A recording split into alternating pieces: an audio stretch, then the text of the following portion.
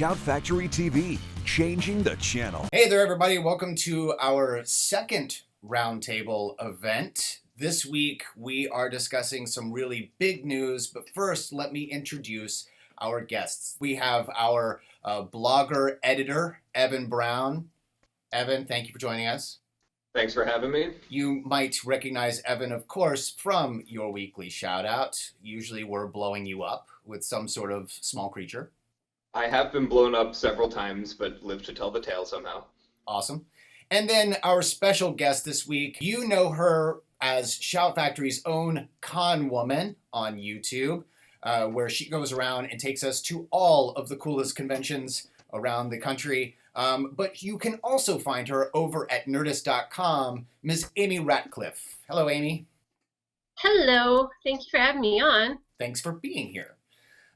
So obviously, the big news was really just announced like 14 hours ago.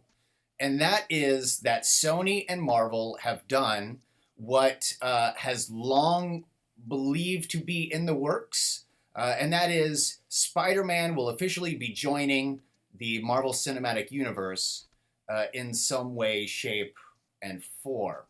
For starters, Amy, you are far more a journalist than either of the two of us. What have you been able to learn from this? How is it going to affect the MCU as we know it? Well, I'm very glad we talked about Spider-Man because I wore this completely by coincidence. It just worked out. But, you know, it changes. The immediate effect is that some movies got pushed back because they wanted to bring Spider-Man into the MCU and introduce him most likely, I think, in the next Captain America movie. Yeah. Black Panther, Thor, Captain Marvel, and Inhumans, I believe, all got pushed. Why are people unhappy with them moving it back? The general complaint is, hey, Marvel has brought another white male superhero into the mix, and because of that, the black male superhero, Black Panther, that gets moved, and their first female-led film gets pushed with Captain Marvel. So I've seen a lot of that on the Twitter today, but Twitter is generally an angry place, so I have to... Twitter is the new Reddit comment section. Oh, God, that's so true. So what do you guys think about this? Is it something you've been looking forward to? Is it something that you're excited about? Is it something that we even really need to see? Last week we discussed reboots with Ghostbusters and Indiana Jones. This would be yet another reboot, as Evan confirmed earlier this morning. They've confirmed that Andrew Garfield is out. So is this something you guys are looking forward to? I mean, it makes perfect sense for this to finally happen and get all of them kind of under the same umbrella. But yeah, I mean, I wasn't a huge fan of the last reboot of Spider-Man. Do we really need yet another reboot when we just rebooted it after it just ended the first time? The big question for me that I always wonder with these things is as they add more and more of these super successful franchises and really successful stars to the same movies, and they keep having to pay them more and more and more, and they're all appearing in each other's movies, and I just wonder when the economics of the whole thing collapse in on itself. These are obviously huge moneymakers, but they probably won't be forever, and you can't keep paying more and more to these people. So yeah, I mean, how does that work? How sustainable is that? It's very true. Amy, what do you think? You know, I have mixed feelings. On one hand, I can't wait to see Peter Parker kind of get in with the Avengers in that group. Like if we keep Robert Downey Jr. long enough to interact with whoever plays Peter Parker, like those two together in the comics, that's usually comedy gold. Like those two personalities. On the other hand, I hope, I pray, I cross all the fingers that we don't get yet another retelling of the Spider-Man origin story. Like, I feel like most people, even people who don't read comics, know what happened to Peter Parker, and we can flash forward and not revisit it.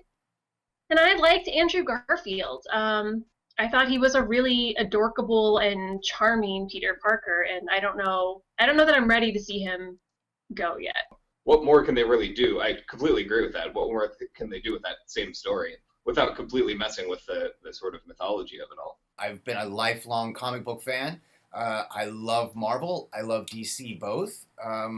But I'm one of the few people who enjoyed both of the Amazing Spider-Man flicks. I really liked, I think a lot of that has to do with Andrew Garfield. I really liked him as Peter Parker. And I think that he was fantastic. And I felt like they kind of got his character right. As far as the backstory and all of that goes, I don't mind the reboot. I don't mind the murder mystery aspect of it as much as a lot of other people did. I actually thought it sort of made that story a little more interesting. I was interested to see where it went. And as far as the movies themselves go, people don't like to hear this, but they were pretty much comic books put onto a big screen. And I'm not convinced that these characters always make for great big screen adaptations, because people don't ultimately like to see what they've been reading on, projected on a big screen. It doesn't necessarily work. So from the perspective of someone who was looking for a comic book on a big screen, I thought they were great, and I didn't mind them all. I loved them, and I'm a little sad to see it go. That being said, let's discuss what we know from this press release that Marvel and Sony both released, which is that Spider-Man will make an appearance first in the Marvel Cinematic Universe, and then we will start to see new Sony creatively controlled, financed, distributed Spider-Man films, presumably with the new Spider-Man that they are introducing as part of the MCU.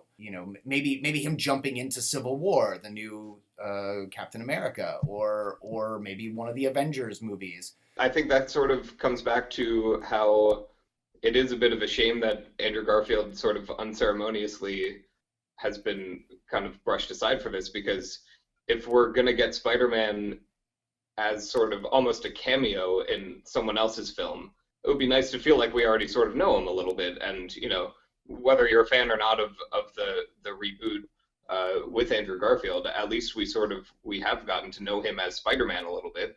And so it's going to sort of seem like a stranger coming in. So I feel like it almost would be better to either keep having him play Spider-Man or start with more of an introduction to him. I think it'll work, because if you look at Avengers, for the most part, we did get origin stories for, we got the Cap movie verse, we got Thor first, we had Iron Man, but Black Widow and Hawkeye, they were introduced into the MCU by being, having bit parts in other movies. So I kind of see Spider-Man working the same way. And though I would love a solo Black Widow film, as far as the introduction and build-up, that worked out okay, I think, for both her and Hawkeye. Like, I'm okay getting to know Spider-Man that way, and then maybe getting his, solo film later down the line. So do you guys think that that the solo film that everyone is talking about will be released as an official MCU film in the same way that Cap and Thor and the Incredible Hulk and those Iron Man, those characters have been given? Or is this going to be the same character but more sort of in line with the Sony universe they've already not created, but is it going to get the MCU treatment officially? I feel like Marvel is so particular about building their MCU, and that Kevin, I'm going to mispronounce his last name, Kevin Feige. Yeah, that's right. He's really kind of been a mastermind who's kind of woven the whole Marvel Cinematic Universe into this beautiful, interesting blanket, instead of DC's movie universe, which is a little more of a hot mess that they glued together. So I can't imagine him and Marvel and Disney would give too much control to Sony. I know it's a partnership, it's a relationship, but I feel like they're going to brand it more their way for maybe one day when they do get full rights. I would think that going through all the effort to finally include Spider-Man into that universe, that they would kind of mold it more to that formula. I'm excited to see what news we get from this in the coming days and weeks. I'm a little disappointed that whatever the news, we're going to have to wait a long time for to see them, unless we don't. I mean, to the best of our knowledge, Cap is right around the corner, and Spider-Man plays a really big part in the comic book version of Civil War. So it's possible that they're still ready to go, and we'll see Spider-Man sooner than we think.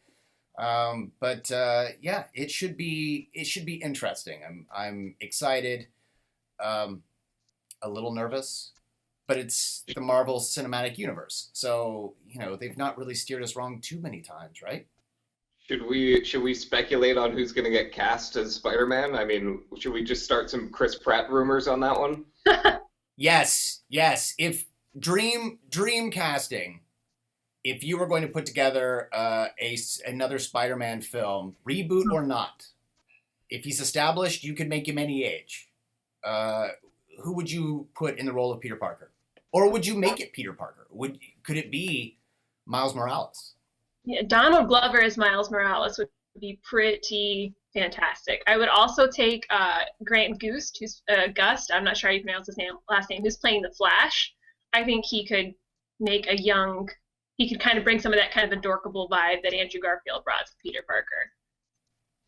That is true. He's almost more Peter Parker than he is Barry Allen, traditionally speaking.